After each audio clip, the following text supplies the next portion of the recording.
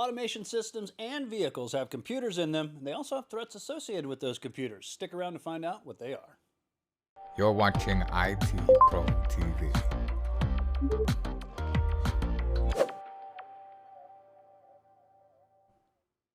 Hello, ladies and gentlemen. We are continuing through the CySa Plus series, and we are going to be talking about premise and vehicle system threats. And let's go ahead and start right away with automated systems. Dan, tell us a little bit about that. Yeah, automated systems, basically we're talking about building automation, right? Building These are, you have a building, right? And this will be your premises, right? It's sometimes referred to as premises, building automation, that kind of thing, BAS. I'm trying to give you every nomenclature I can think of. An acronym. So yes, to make sure that you have it in your mind that we're on the same page, that I've got a building. If you've ever been in a large building before, even some smaller buildings, especially now with the advent of smart homes, think the idea of a smart building. I have lights, I have air conditioning and heating that I need to take care of, locks on doors. These are all these systems that are now being unified as a building automation system, right? So that's how we're thinking about that. That's what we're trying to get into. Now, these larger organizations, larger buildings, you're going to use those programmable logic controllers, those PLCs, to control all these different devices. And a lot of times you'll have a building manager and he has access into the system that controls those PLCs, and he's able to program that functionality, or he or she, I say he, they may be able to program that functionality into those systems so they can do X, Y, or Z functions that they need them to do at the times they need them to do them. I've worked in a large building before. I've seen these systems at work. It is a large undertaking and requires its own management, but it is a computer system and typically is networked in some way, shape, or form for the administration of said system. Therefore, there will be vulnerabilities associated with them, and really not going to be a lot of difference as far as some of the vulnerabilities once we get into that. So, but there are some that are a little bit different. So let's jump into that. Those features can have their own purview. Okay, so think of this, because I don't want to leave anything out. I'm trying to make sure that I get everything in here. We've talked about air conditioning. Don't forget, like, fire suppression systems. Those could be a part of it. Video monitoring. It could be RFID badges and readers, like those systems. We have that here in our building. And Nate, who's our building operations manager, he has to, anything goes wrong with it, we go, hey, Nate, door lock ain't working. I swiped my badge and nothing happened. It just went green, but the door didn't open. And he'll have to go into his system to see why that was occurring, maybe reboot the thing, maybe start and stop a service. Who knows what he does? But there you go. As far as vulnerability goes, the number one is probably going to be buffer overflows in the PLCs themselves, right? We think, oh, it's like a physical thing and it's building operations. It's not really IT. So it can get overlooked, the fact that these are systems that we need to secure, and they're susceptible to all the oldies and goldies, like buffer overflows. So if that's a problem, we need to be aware of that. And mitigations are going to be things like updates, vendor patches, that kind of thing. Hard-coded credentials. So typically, like I said, how people would access these systems is usually through some sort of web interface. So you have a web-based interface, you log into it gives you access to making programming or programmatical changes to these systems, and then that informs the PLCs. The PLCs change what they do, and you're off to the races. So because of that, sometimes I'll hard code creds in because that makes my life easy. Not a good idea. Or I bought a system that was developed, or I had the in-house team develop something, and we bought all the moving parts, and we in-house baked our own, and we put in creds in there. Never a good idea. We want to stay away from that. Also don't want to put any of our keys in there, cryptographic keys, API key, anything of that nature. Shouldn't be hard-coded in. It should be called on when necessary and be given in a secure manner. Okay? Command and code injection. That's what happens when you put those two words together right back to back. You want to say commode, but that's not the word we were looking for. It's code and command injections. Like I said, web application, it's a web app. It doesn't matter what it does. It's a web application, And I, as a threat actor, would be looking for things like cross-site scripting attacks, right? Things like code injection, clickjacking, file traversals. These are the kind of things that are going to give me good information and maybe even give me access into the system, okay? So we got to be on the lookout for those because we are using those web-based interface. Let's go jump into my computer real quick. I got a couple of websites that I found that could be handy for us and understanding what it is we're talking about here. Here is Johnson Controls, and they make Metasis. Wait, that's Metasis. That's right, not Metasis. They are the world's leading BAS system, I guess, because they reach a new level of smart. Showing you kind of their product with Metasis. It looks pretty cool, but I like this down here because it kind of shows you their advanced field equipment controllers, their IOMs, input-output modules, series controllers, advanced reporting systems, all the stuff that goes along with this. If you go into, let's try this, kind of drills down into, well, it doesn't not here. I guess I clicked the wrong link. But anyway, you get the idea. It's giving you that control, both with the interface that you're going to control it through, as well as the controllers that it's going to be interfacing with. I like how I'm getting marketing. Anyway, moving on, talking about specifically vulnerabilities and what are could be a potential issue for you and your environment. Found this article from Forescout. There's the URL, forescout.com/company/blogs/vulnerabilities-in-building-automation-systems. That's a mouthful. But if you scroll down, we are discovering and defending against vulnerabilities and building automation systems. This is a fantastic article, really pertinent to what our discussion is right now, and kind of going right over those same things. So HVAC, physical access controls, very important, right? Because a physical access control, I'm glad I jumped in here. That could be its own system in and of itself. Those badge readers and everything, that's actually how we have it set up here, if I'm not mistaken, that is its own system separate from our HVAC and our fire suppression and all that. It's siloed. Whereas if you had something like Metasis, it would be an all-in-one solution. They would give you everything you need for all those moving parts. But talking about the vulnerabilities, 2 high severity vulnerabilities were used in malware. Look, hard-coded secrets and buffer overflows. That's right there. We found an encryption function using a hard-coded secret to store user passwords. No bueno, right? That's not what we want. This weakness allows an attacker to obtain the credentials of valid users of the device. And then a buffer overflow.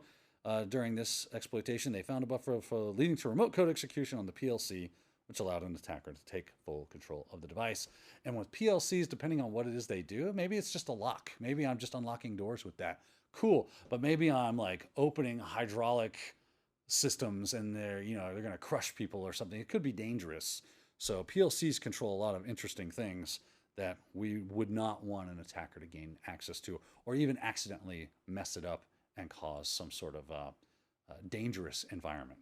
And kind of leapfrogging on that, one of the things the article mentions too in there, Dan, is the ICS, the industrial control systems, which PLCs, I mean, they're in the same camp. Yeah. I mean, really. And then they throw in IoT, and we know how prevalent IoT is, and those are being used for automating systems as well inside of your companies too. Target's 2013 attack was a HAVAC system. They think now, in fairness to this was network credentials that were stolen, but they were able to get in, and then they pivoted by dropping a point-of-sale system Trojan that turned around and, exfiltrated the system, and we know, rest is history after that. So you definitely have to worry about those types of attacks. That's exactly right.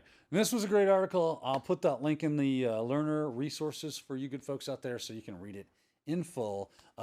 Highly connected to this topic and conversation. Is going to give you a lot of great information and insight to somebody that was trying to experiment with how dangerous are our business automation systems and how vulnerable could they actually be. It was a great article, so I'll put that in there for you. Dale, one of the things I remember seeing, my aunt about 5 years ago, my aunt and uncle, they bought a Mustang. And one of the things I remember that, they're like, hey, check out the Mustang and everything. And I seen across the little LED display or LCD, LED display, it said, powered by Microsoft. And I was thinking, wow, that doesn't seem like it's safe. So let's talk a little bit about vehicular systems, because that's becoming more and more prevalent. We know, in fact, Dan and I were talking before we even started this episode, that computers have been on board cars for a very long time. You know that it's probably one of the most expensive things, and it's also something that's being hooked up to, but they've advanced, right? We have rolling Bluetooth hotspots in our cars today too. Tell us a little bit more about that, Dan. Yeah, it's an interesting because you might have fleet vehicles as part of your organization. So these vehicle systems, and we're talking automobiles mostly, a little bit on like maybe drones. So Aviation. if you have right, and not aviation, drones specifically. Drones, I got you. Right, not airplanes, but they all will use what's called the I want to say controller area network, or what is it? Yeah, controller area network bus, or the CAN bus. Now, this is the thing that gives all these little systems that are a part of your vehicle. Gives it's basically the main brain for accessing those systems, right? That's the CAN bus. And they're in drones and they are also in vehicles. Problem is that it's really old technology. It works a lot like an old Ethernet hub. Okay? With an Ethernet hub, you got one spot, right? You plug cables in and everything's connected. Hey, great. Also has about the same security as an Ethernet hub.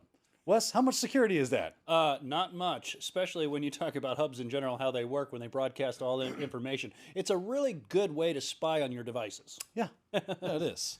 So if you gain access to the CAN, you gain access to the systems.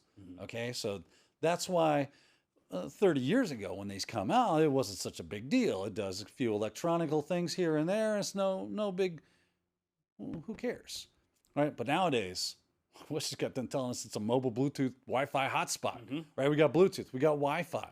We've got all sorts of crazy electrical and computerized systems that are now in our vehicles, right? So we have to be aware that if they are computerized, then we have a vulnerability if someone were able to gain access. You know, one of the things I think here, I'm going to put my tin Yeah, foil hat on as you here should. on there.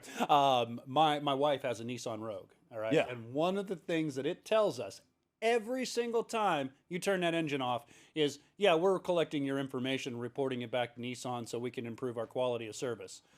Yeah, that's great. But what happens if somebody sits in the middle of that communication and now they've got my location information, they got my trip data, they can kind of start to glean where I am and what I've been doing. That's, to me, and again, kind of take the tinfoil hat off, it still sounds scary. Yeah, it is scary. It's a lot because there's all this information that's being sent over. And not Nissan. God knows what I just mean communications. somebody that's in between that communication. Right, and I assume that's a cellular technology that's sending that information, but I don't know. I'm guessing. I'm hoping. Yes, I Right? think. I hope.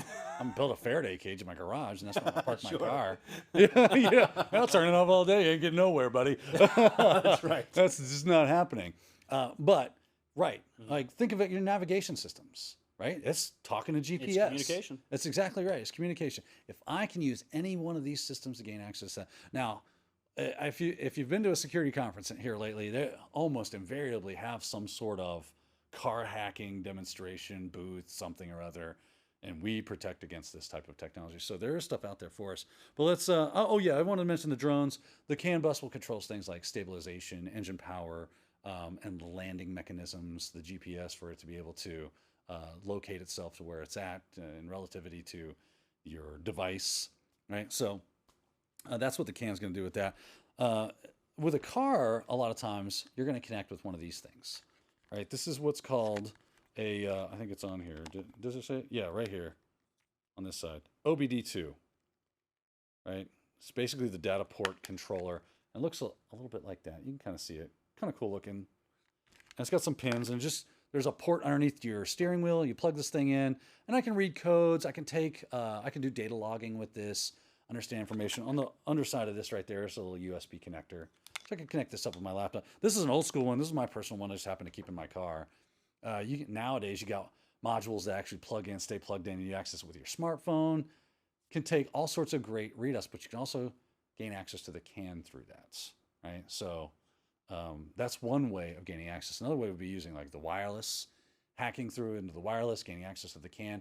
And through those, I can control systems like the door locks and the anti-lock brake systems. And if it has automation and the steering and guidance, maybe it's a smart car or not smart car, but I've been working on these self-driving cars. Again, Autonomous? Autonomous cars. Thank you. That's the word I was looking for. Thank you.